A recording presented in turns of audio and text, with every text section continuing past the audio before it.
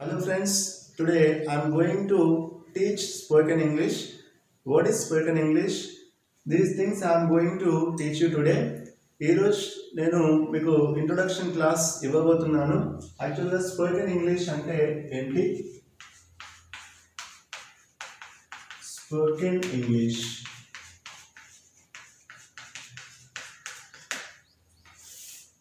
నా spoken English అంటే ఏమిటి?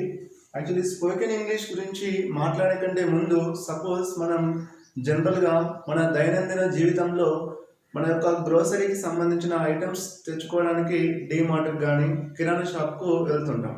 దాంట్లో అన్ని రకాల ప్రతి ఒక్క ఐటమ్ అనేది అవైలబుల్గా ఉంటుంది. దాంట్లో మనకు ఏ ఏ ఐటమ్స్ అయితే అవసరమో అవి మాత్రమే మనం పర్చేజ్ చేయడం జరుగుతుంది. అట్లనే యాక్చువల్గా ఇంగ్లీష్ గ్రామర్కు స్పోకెన్ ఇంగ్లీష్ గల తేడా ఏమిటి? What is the difference between spoken English and regular traditional grammar? అది మీకు చెప్దాం అనుకుంటున్నా. అయితే మనకు జనరల్గా ఇప్పుడు సపోజ్ మనం ఒక శరీరానికి సరి అయినటువంటి ఆకృతి రావాలంటే ఒక పర్టికులర్గా మనకు స్కెలెటన్, దాంతోపాటుగా మనకు బ్యాక్ బోన్ అవన్నీ ఉండడం జరుగుతుంది. అట్లనే ఏ భాషకైనా ఒక సిస్టమేటిక్ ఫార్మేషన్ అనేది, ఒక ఆకృతి రావడానికి ఒక ట్రెడిషనల్ గ్రామర్ అనేది అవసరం. కానీ మనకు అవన్నిట్లో కూడా గ్రామర్లో ఏవైతే ప్రతి కాంపోనెంట్ ఉందో ఆ ప్రతి కాంపోనెంట్ను మనం రెగ్యులర్గా డైలీ మాట్లాడేటప్పుడు ఉపయోగించాం. ఎందుకంటే ఇప్పుడు నేను చెప్పినట్టుగా డీమార్ట్కి ఎప్పుడైతే వెళ్తామో అక్కడ అన్ని రకాల ఐటమ్స్ ఉంటాయి, కానీ దాంట్లో మనకు ఏది అవసరమో అది కొనుకొచ్చుకుంటాం.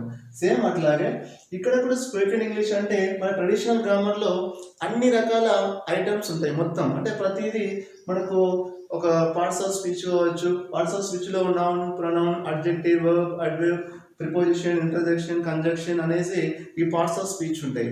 ఇవి కాకుండా మనకు టెన్సెస్ అని, వాయిస్ అని, తర్వాత డైరెక్ట్ ఇండైరెక్ట్ స్పీచ్ అని, డిగ్రీస్ ఆఫ్ కంపారిజన్ అని, సింపుల్, కాంప్లెక్స్, కాంపౌండ్ అని, అట్లా క్వశ్చన్ టాగ్ అని, మనకు జిరండ్ అని, అట్లా రకరకాల మనకు ఈ గ్రామర్ కాంపోనెంట్స్, గ్రామర్ ఐటమ్స్ ఇవన్నీ కూడా టాపిక్స్ ఉంటాయి.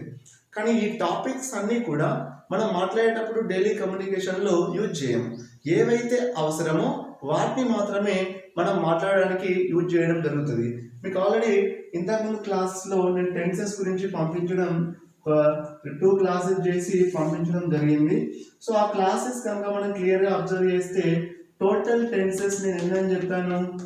టెన్సెస్ మొత్తం బ్రాడ్గా 3 టైప్స్ ఉంటాయని చెప్పాను. ఏంటి అవి? Present tense, past tense, future tense 3 ఉంటాయి. ఈ 3 టెన్స్లో ప్రతి దాంట్లో అగైన్ 4 స్టేట్స్ ఉంటాయి. Simple, continuous, perfect continuous. టోటల్గా ప్రతి ప్రెజెంట్ టెన్స్లో 4 ఉంటాయి, పాస్ట్ టెన్స్లో 4 ఉంటాయి, ఫ్యూచర్ టెన్స్లో ఈ 4 ఉంటాయి. మొత్తం కలెక్టివ్ అన్నిటిని యాడ్ చేస్తే దిస్ 4 into 3 4 3 12, మొత్తం టోటల్గా 12 ఉంటాయి. కానీ 12 టెన్సెస్ మనం డైలీ లైఫ్లో వాడతామా అంటే మనం ఈ 12 టెన్సెస్ను ఎప్పుడు కూడా మన డైలీ లైఫ్, మన యొక్క దైనందిన జీవితంలో, మన యొక్క కమ్యూనికేషన్లో ఎప్పుడు కూడా వాడము. దీంట్లో ఎగ్జాక్ట్గా వాడేది మన టెన్సెస్ అంటే 6 to 7, అరౌండ్ 6 to 7 మాత్రమే యూజ్ చేస్తాం. యాక్చువల్గా మీకు టెన్స్ అనే పదం తెలియకుండా కూడా మనం ఎలా మాట్లాడదామో భాష గురించి నేను చెప్తాను. ఎందుకంటే మన యొక్క తెలంగాణ ప్రాంతంలో కానీ ఎక్కువ ప్రతి ఒక్కరూ హిందీ నిరక్షరాస్యులు కూడా, చదువుకోని వ్యక్తులు కూడా అతి సులువుగా హిందీ భాషను అనర్గళంగా మాట్లాడుతుంటారు మన హైదరాబాద్ ప్రాంతంలో చూసినట్టయితే. కాబట్టి ఆ భాషను అంత సులువుగా ఎలా మాట్లాడగలిగారు? వాళ్ళు ఏమన్నా ఒక ప్రత్యేకమైనటువంటి ఒక భాషను, వాళ్ళు ప్రత్యేకమైన గ్రామర్ని ఏమైనా నేర్చుకున్నారా? హిందీ గ్రామర్ను అంటే ఎలాంటి భాషాంశాలకు సంబంధం లేకుండా వాళ్ళ యొక్క దైనందిన జీవితంలో ఆ భాషను భాగంగా చేసుకున్నారు. అట్లాగే అది ఎలా వచ్చింది? ఫస్ట్ వింటున్నారు, ఎవరైనా మాట్లాడేటప్పుడు విన్నదాన్ని ఇమిడియేట్ చేయడం, ప్రాక్టీస్ చేయడం, దాని ద్వారా ఆ భాష అనేది రావడం జరిగింది. సేమ్ అట్లాగే మనకు అంటే హిందీ గ్రామర్లో ఉన్న ప్రతి విషయాన్ని మనం జనరల్గా వాళ్ళు కానీ, మీరు కానీ, నేను కానీ, ఎవరైనా ప్రతి విషయాన్ని మనం ఈ మనం వాడతామా మన దైనందిన జీవితంలో మన డైలీ కమ్యూనికేషన్లో వాడతామా అంటే వాడం మనం. ఓకేనా? అప్పుడు అందులో ఏమేమి వాడతాం, ఎలా వాడతాం? యాక్చువల్గా నేనైతే హిందీ భాషను ఇంగ్లీష్ భాషతో కంపేర్ చేసి నేను స్వతహాగా నేర్చుకున్నాను. సేమ్ అంటే ఎందుకు చెప్తున్నానంటే ఒక ఇంగ్లీష్ భాష అనేది ఒక పర్ఫెక్ట్గా మనకు ఎప్పుడైతే నేర్చుకుంటామో ఏ భాషనైనా అతి సులువుగా నేర్చుకోవచ్చు. కాబట్టి నేను మీకు ఇవి చెప్పే కంటే ముందు స్పోకెన్ ఇంగ్లీష్ అంటే ఏమిటి, స్పోకెన్ ఇంగ్లీష్ అనగా మనకు జనరల్గా నేను చెప్పేటువంటి ఇలా మన యొక్క గ్రామర్ యొక్క రూల్స్కు లోబడకుండా నేను చెప్పేటువంటి మాటలు మీకు, మీరు చెప్పేటువంటి మాటలు నాకు, లేదంటే ఒక వ్యక్తి సపోజ్ ఒక పర్సన్ ఏ ఉన్నాడు, ఏ పర్సన్ కమ్యూనికేట్ చేస్తున్నప్పుడు బి అనే పర్సన్కు ప్రాపర్గా అండర్స్టాండ్ కావాలి. బి అనే పర్సన్ ఎప్పుడైతే కమ్యూనికేట్ చేస్తుంటాడో అప్పుడు ఏ అనే పర్సన్కు ప్రాపర్గా అండర్స్టాండ్ కావాలి. అలాంటి కమ్యూనికేషన్ గుడ్ కమ్యూనికేషన్. కాబట్టి ఈ గుడ్ కమ్యూనికేషన్లో మనం పర్టికులర్గా ఈ రూల్స్ ఫాలో కావాలి, ఇవి వాడాలి, ఇవి వాడద్దు అనేది ఏం లేదు. ఎప్పుడైనా సరే మనం సౌలభ్యం కోసం రూల్స్ను తయారు చేసుకున్నాం, కానీ రూల్స్ వల్ల సౌకర్యం అనేది రాదు. కాబట్టి మన సౌకర్యార్థమే మనం ఈ రూల్స్ను తయారు చేసుకున్నాం. ఎలా అంటే సపోజ్ ఇంగ్లీష్లో ఒకప్పుడు ఈరోజు నేను మార్నింగ్ చెప్పినట్టు హీ డజంట్ నో ఇంగ్లీష్ అనేది నేను రాసినప్పుడు ఒకప్పుడు దీన్ని ఎలా వాడేవాళ్ళంటే దీన్ని నెగటివ్ ఇంటర్గేటివ్ చేయాలంటే నేను మార్నింగ్ ఏం చెప్పాను, ఎప్పుడైతే మనకి ఇచ్చినటువంటి వాక్యంలో ఈ హెల్పింగ్ వర్బ్ని తీసుకొచ్చి సబ్జెక్ట్ ముందు ఉంచితే కంప్లీట్ వాక్యం అనేది క్వశ్చన్ అవుతుంది. హీ డజంట్ నో ఇంగ్లీష్ అంటే అతనికి ఇంగ్లీష్ తెలియదు. అప్పుడు దీన్ని క్వశ్చన్ చేయాలంటే ఈ డస్ని తీసుకొచ్చి దీన్ని ముందు పెట్టేసి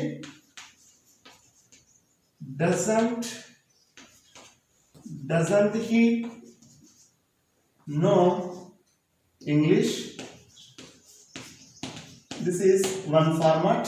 Another format I am writing,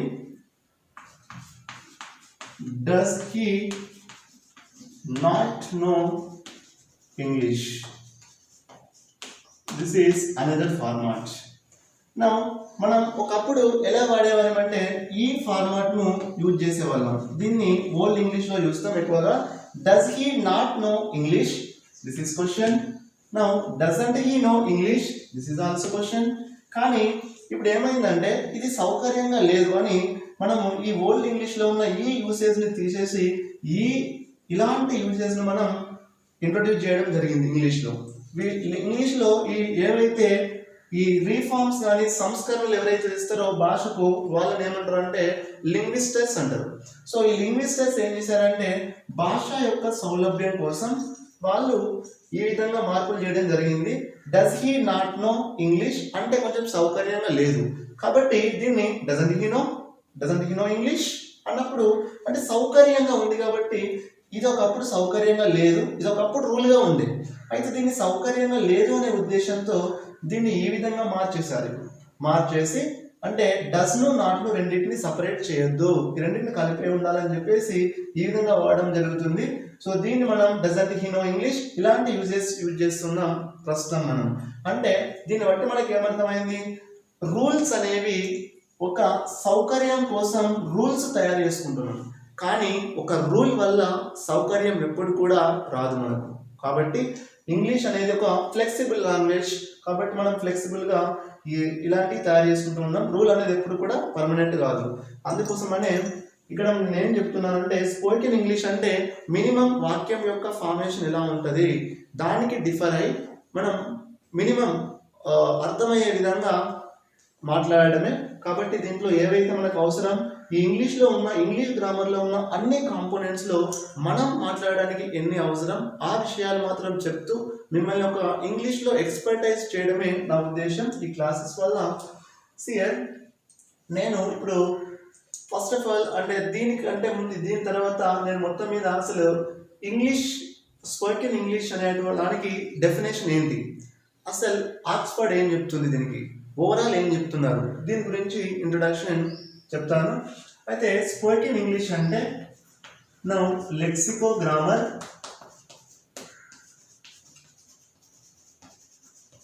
లెక్సికోగ్రామర్, next synonyms, next antonyms, next idioms. idioms అంటే వీటిని synonyms అంటే పర్యాయ పదాలు అంటాం, antonyms అంటే వ్యతిరేక పదాలు అంటాం, idioms అంటే జాతీయాలు అంటాం తెలుగులో. తర్వాత లెక్సికోగ్రామర్ అనేది ఒక బేసిక్ గ్రామర్. ఈ గ్రామర్ అనేది రావాలి. దీంతో పాటుగా ఫోనెటిక్స్ ఒకటి, నెక్స్ట్ ఇంటోనేషన్, ఇవంటివి అన్నీ కూడా మనకు ఇవన్నిటిని కలిపి ఈ యొక్క వాడకాన్ని తెలుసుకోవడమే స్పోకెన్ ఇంగ్లీష్ అని చెప్తున్నారు. అయితే మనం ఈ భాష యొక్క ఇంట్రొడక్షన్ ఈరోజు చెప్పి మనం నేను దీని నుంచి ముందుకు మిమ్మల్ని తీసుకెళ్లే ప్రయత్నం చేస్తాను. మనం ఫస్ట్ ఇంగ్లీష్ అనేటువంటి భాష, ఫస్ట్ లాంగ్వేజ్ అనేది ప్రపంచంలో అత్యధికంగా మాట్లాడే ఫస్ట్ లాంగ్వేజ్ ఏదన్నా ఉందంటే అది మండరిన్ Chinese. the most number of people is spoken, the language is the Mandarin Chinese. So which language is spoken all over the world means the highest number of people speaking language is Mandarin Chinese. Mandarin Chinese, this is around 1.3 billion people communicating this one. Okay, now suppose second పొజిషన్లో ఉన్నటువంటి భాష తీసుకున్నట్టయితే మనకు second పొజిషన్లో జనరల్గా English ఉండేది. So English నుంచి next the second position మొన్నటి వరకు. తర్వాత థర్డ్ పొజిషన్ స్పానిష్,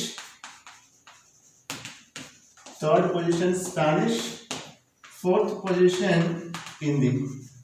సో ఈ విధంగా అయితే రీసెంట్గా ఏమైందంటే స్పానిష్ అనేది సెకండ్ ప్లేస్లోకి వెళ్ళిపోయింది, ఇంగ్లీష్ అనేది థర్డ్ ప్లేస్లోకి వెళ్ళిపోయింది.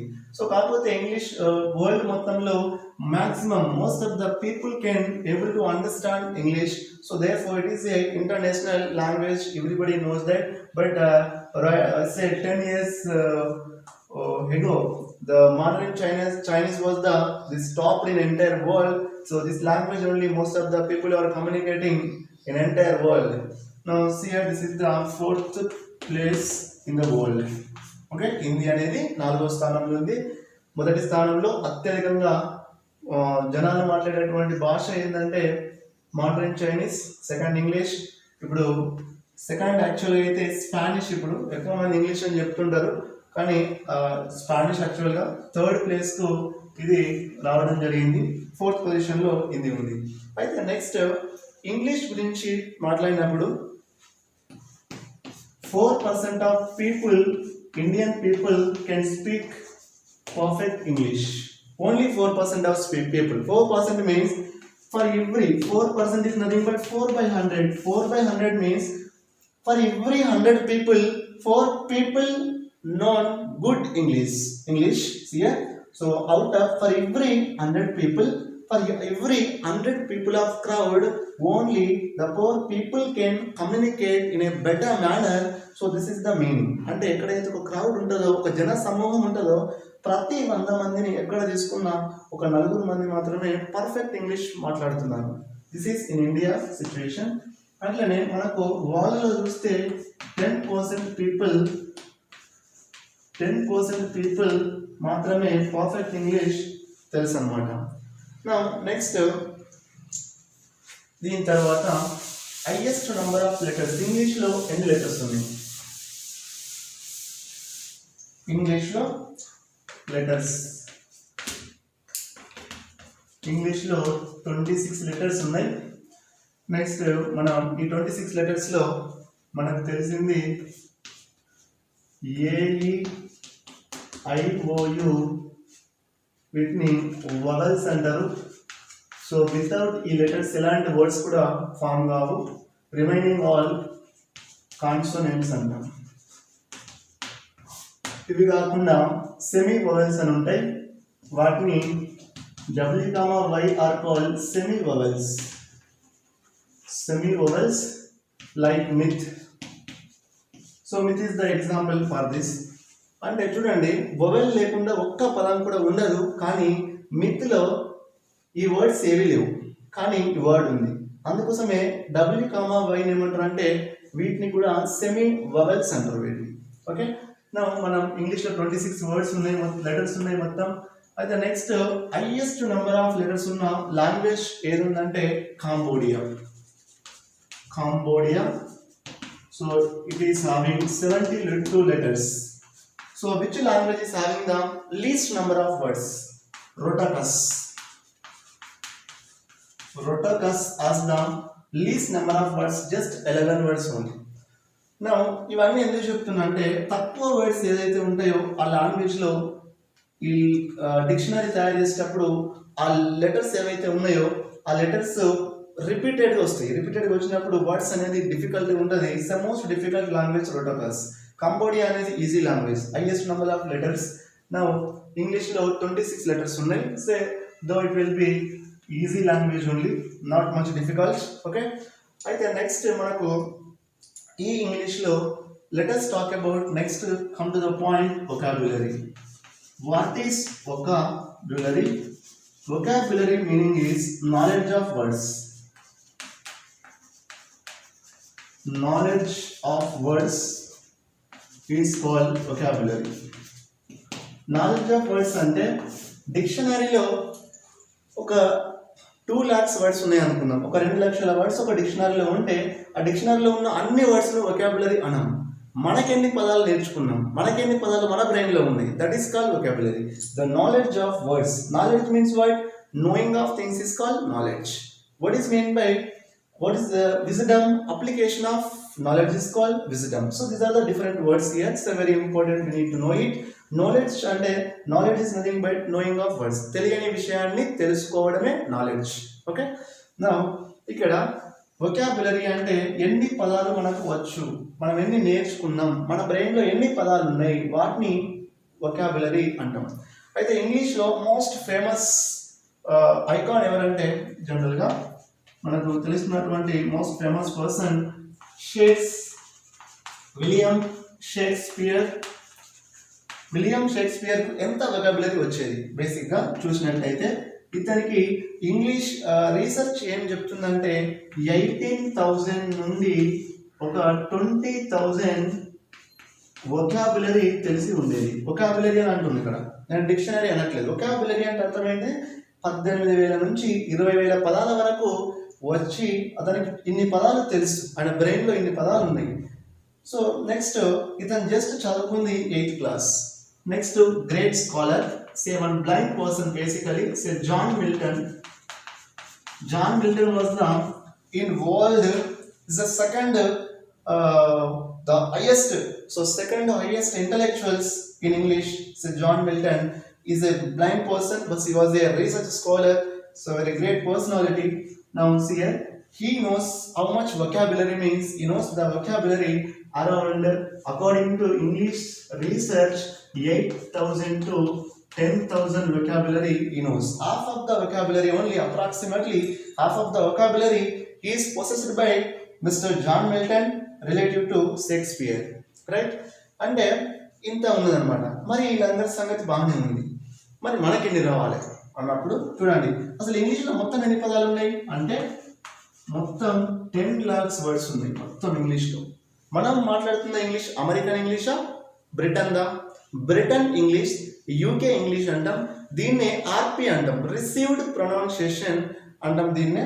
సో మనం దీన్ని ఆర్పి అని కూడా అంటాం. యాక్చువల్గా దీన్ని 10 lakhs వర్డ్స్ ఉన్నాయి. ఈ 10 lakhs కంటే ముందు బేసిక్గా ఎన్ని ఉండేవంటే 20 lakhs ఉండే బేసిక్గా మొత్తం. ఈ 20 lakhsలో అన్ని ఒక 10 lakhs రా ఫామ్లో ఉన్నాయి. రా ఫామ్ అంటే వీటిని యూజ్ చేయట్లేదు. ఇప్పుడు సపోజ్ మనకు సంస్కృతం సంబంధించిన కొన్ని పద్యాలు, తెలుగులో పద్యాలు రాసేటువంటి పదాలు ఉంటాయి. అలాంటి పదాలను మన దైనందిన జీవితంలో కానీ మన నిత్య జీవితంలో ఎప్పుడు కూడా వాటిని ఉపయోగించాం. అలాంటి పదాలను, ఆ శబ్దాలను ఓన్లీ మనం ఒక కావ్యాలు రాయడానికో ఒక పద్యం రాయడానికో మాత్రమే వాడతాం. కాబట్టి అట్లనే దీంట్లో మొత్తం ఓవరాల్గా ఒక రా ఫామ్లో అంటే మాడిఫైడ్ చేసి, ఇప్పుడు కొన్ని సంస్కృతం నుంచి కొన్ని పదాలు వచ్చినాయి తెలుగు. ఇప్పుడు హిందీలో కూడా దేవనాగరి, హిందీ భాష యొక్క లిపి ఏంటంటే దేవనాగరి అంటాం హిందీది. సో దేవనాగరి లిపి అనేది ఎక్కడి నుంచి వచ్చింది? సంస్కృత్ నుంచి. సేమ్ అట్లనే ఈ 20 lakhs ఏవైతే ఉన్నాయో ఈ 20 lakhsలో నుంచి రిఫైన్ చేసి మనం వాడుతున్న పదాలు ఏంటంటే 10 lakhs వర్డ్స్ మాత్రమే. ఈ 10 lakhs ఉన్నాయి. ఈ 10 lakhsలో ప్రజెంట్గా షేక్స్పియర్కు 18,000 నుంచి 20,000 పదాలు తెలుసు. Second person in English John Milton, ఇతనికి 8,000 నుంచి 10,000 పదాలు మాత్రమే తెలుసు. ఇంత వొకాబులరీ ఉంది. అట్లనే ఒక కామన్ మ్యాన్కు, ఒక ఆర్డినరీ మ్యాన్కు ఎంత వొకాబులరీ ఉండాలి ఇంగ్లీష్ రావాలంటే అన్నప్పుడు మనకు around according to English research just 3,000 words are enough to speak English fluently. See here 3,000 words for ordinary human being, ordinary man or woman. You can write any words here. So 3,000 words are we must require to communicate English in a better manner. But generally you people know that, so knowingly, unknowingly, most of the words we have known. Like generally we are using, while we are using the mobile phone, we are just saying that delete. You know that word, no need to learn it. And suppose different kind of words we are using in our daily life. ఏమంటాం? Pen అంటాం, book అంటాం, అన్ని English పదాలే. Next table అంటాం, refrigerator అంటాం, అవునా? So ఇలాంటి చాలా రకాల పదాలు. మనం వాటర్ అంటాం. ఇలాంటి మనకు తెలియకుండా ఒక 1000 పదాల వరకు తెలిసి ఉంటాయి. ఒక 1000 పదాల వరకు తెలుసుంటే ఇంకొక 2,000 పదాలు నేర్చుకుంటే ఇంగ్లీష్ను అద్భుతంగా మాట్లాడవచ్చు. కాబట్టి మనం ఆ ప్రయత్నాన్ని నిర్విరామంగా కొనసాగించాలి భాష వచ్చే వరకు. భాష రాకపోతే మాత్రం మనము ఏ బుక్ చదవాలనుకున్నా, ప్రపంచంలో ఉన్న ఏ బుక్ను చదువుకోవాలన్నా, అమితమైనటువంటి నాలెడ్జ్ను పెంచుకోవాలన్నా కానీ మనకు ఖచ్చితంగా ఇంగ్లీష్ అనేది అల్టిమేట్. కాబట్టి ఇంగ్లీష్ రాకుండా మీరు ఏ బుక్ను కూడా చదవలేరు. ఎందుకంటే గ్రీక్ కానీ ప్రతి సైన్స్ బుక్ ఇంగ్లీష్లో నుంచి మనం ఒక ప్రాంతీయ భాషల్లోకి తర్జుమా చేయబడ్డది.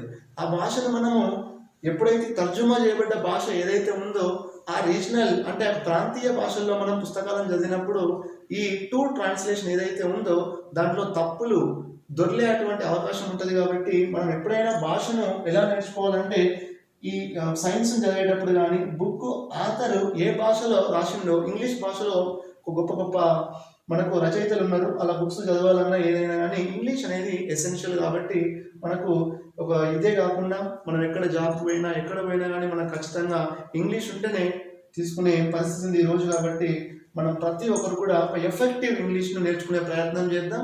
దీంట్లో మీకు చాలా ట్రిక్స్ చెప్పేసి మిమ్మల్ని ఈజియెస్ట్ వేలో ఈ క్లాసెస్ను విజయవంతంగా ముందుకు తీసుకెళ్ళి మీకు నేర్పించే ప్రయత్నం చేస్తాను నేను. అయితే దీంట్లో దీని తర్వాత మనం దీని నుంచి ఇప్పుడు ఏం చేద్దామంటే మనం this is the introduction of language, English language. Now we are moving with the parts of speech. Parts of speech means here, actually what is the need to learn here? Actually no need to mention here, but I have mentioned in here parts of speech. తెలుగులో మనం వీటిని భాష భాగాలు అంటాం. So భాష భాగాలు అంటాం, parts of speech. Parts of speech అంటే ఇప్పుడు నేను మాట్లాడేటప్పుడు ఒక్కొక్క పదం ఎప్పుడు కూడా మాట్లాడడం, ఒకసారి స్టార్ట్ చేసి ఒక ఫుల్ స్టాప్ దగ్గర ఎండ్ అయ్యేసరికి ఒక వాక్యం అయిపోతుంది. భాష అంటే ఇక్కడ మీనింగ్ ఒక వాక్యము అనుకోండి. భాగాలు అంటే ఆ వాక్యాన్ని పార్ట్స్ కింద బ్రేక్ చేయండి. ఎలానో చూద్దాం. నేను ఒక వాక్యాన్ని రాస్తున్నా ఇక్కడ. Raju is a good boy who goes to school regularly.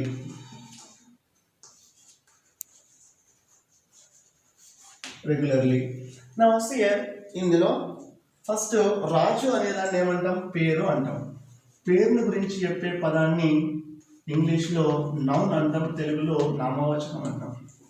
So is అనేది ఒక వర్బ్ అంటాం, దీన్ని క్రియ. ఇది స్థితిని గురించి చెప్తుంది. ఇది రాజు ఎలాంటి వాడు అనేటువంటి ఒక స్థితిని గురించి చెప్పేదాన్ని ఏమంటాం వర్బ్ అంటాం.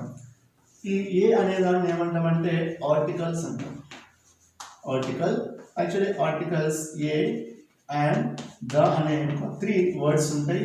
వీటిని మీకు చెప్తా అప్కమింగ్ క్లాసెస్లో చెప్పబోతున్నాను. నెక్స్ట్ గుడ్ అంటే ఈ గుడ్ అనే పదానికి మీనింగ్ ఏంటంటే సో ఒక క్వాలిటీని చెప్తుంది. ఈ బాయ్ ఎలాంటి వాడు అతని యొక్క గుణాన్ని గురించి చెప్పేదాన్ని అడ్జెక్టివ్ అంటాం. దీన్ని తెలుగులో విశేషణం అంటాం.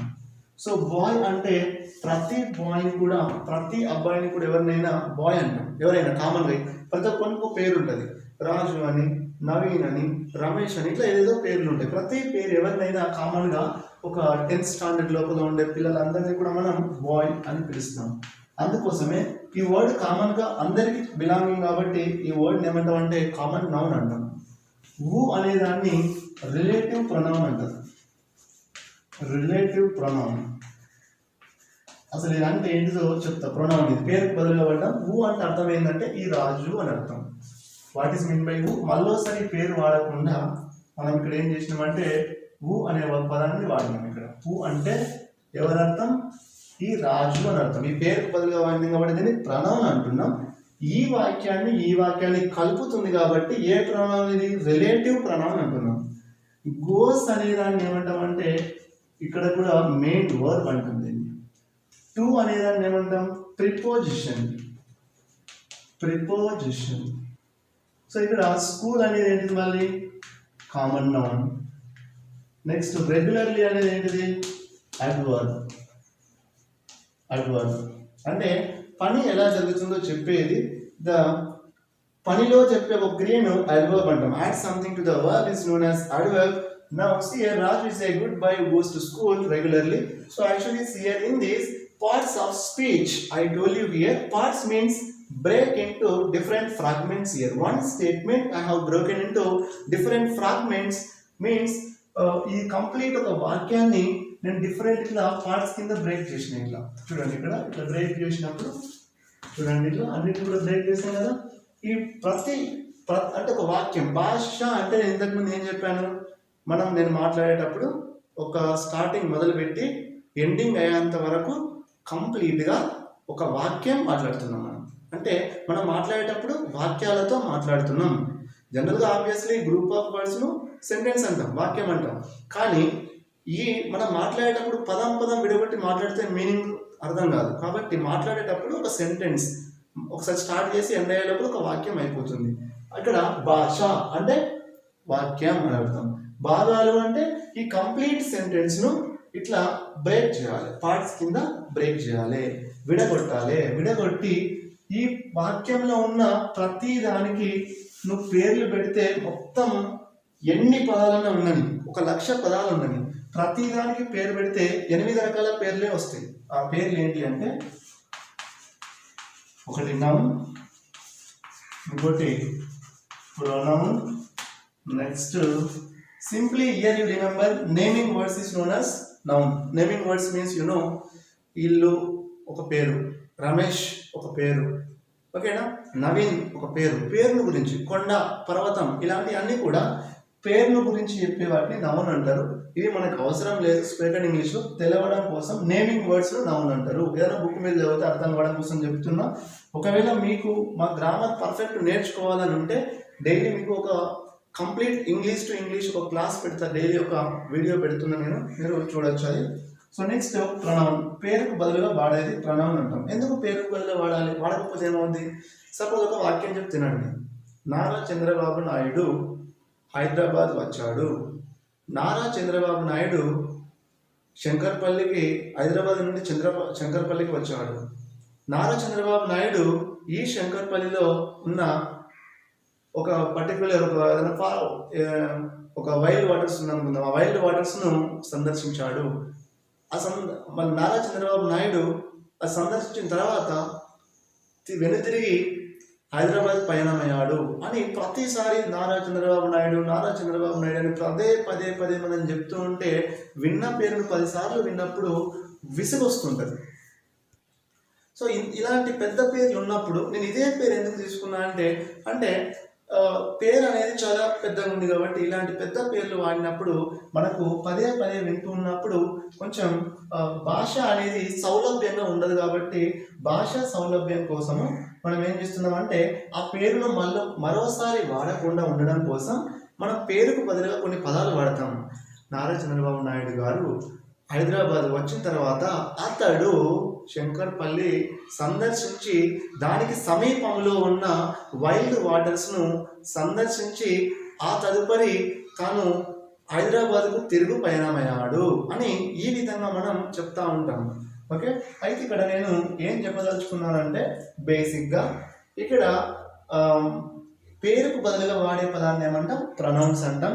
ఈ నౌన్స్ అయితేనేమో మొత్తం 5 ఉంటాయి. PCCMA అంటాం. PCCMA అంటే ఏంది? Proper noun, common noun, collective noun, material noun, abstract noun. ఇక్కడ ప్రొనౌన్స్ వచ్చేసి 9 ఉంటాయి మొత్తం. ప్రైడ్ 232 అని గుర్తుపెట్టుకోవచ్చు మీరు ఈజీగా. ప్రైడ్ 232 అంటే proper noun, personal pronoun, relative pronoun, next reflex interrogative pronoun, next indefinitive pronoun, next demonstrative pronoun. So like this we can write here emphatic pronoun. Okay, now you need to write here, I think so this is not 230 here, this is the PRID, pride 232. Here it will come here like this. Okay, for personal, possessive, relative, reflexive, reciprocal, indefinite, next this is indefinite after interrogative, demonstrative, emphatic. So total 9 we are getting. But out of all these, only one is important, that is personal pronouns chart will be there. That I am going to teach you. This only we need to learn in detail. Already that is called first person, second person, subject, verb, subject, object. These things we are going to learn in this. Personal pronouns. Personal pronouns. Okay. So these we are going to learn. Now third one, this is noun, pronoun, next adjective, no need here, next verb. So fifth one, adverb, next sixth one, next preposition, seventh one in conjunction, eighth one interjection. Okay, first what are the noun, pronoun, adjective, verb. ఈ verb లో రెండు రకాలు ఉంటాయి. ఒకటోది main verb and helping verb ఉంటుంది, రెండోది main verb అని ఉంటుంది. Okay, అయితే helping verb, this is also very important. Complete verb we are going to learn. This is also very important. Next in next class I am going to teach you these helping verbs. Main verbs are nothing but V1 form, V2 form, V3 form. So this we are going to discuss. Now here helping verbs means only 24 helping verbs we have in English, but these 24 helping verbs will rule the entire English. Without helping verbs, single sentence also not existed in English. That is very important. So according to English research, if you know 24 helping verbs, English will be, we are learning 25%. So that much importance these helping verbs having. So now these are adverbs, means these are also we are not having much importance, but gradually without telling these names also you come to know it. Prepositions also, this part very great role it plays in our communication. Conjunction means it is used to combine the words. Preposition means telugulo vibhakti pratyyalu antam. Next interjection అంటే ఆశ్చర్యార్థకాలు అనే విషయాలను మనం నేర్చుకుంటాం. అయితే ఈ రోజు మనం ఒక మీకు నెక్స్ట్ క్లాస్లో నెక్స్ట్ దాంట్లో మీకు ప్రొనౌన్ చార్ట్ గురించి స్టార్ట్ చేస్తాను. సో నెక్స్ట్ ఒక త్రీ క్లాసెస్ తర్వాత నుంచి ఎలా ప్రాక్టీస్ చేయాలనే విషయాల గురించి మీకు ఎక్స్ప్లెయిన్ చేయడం జరుగుతుంది. ఇది spoken English first lecture. Thank you for listening. Thank you all.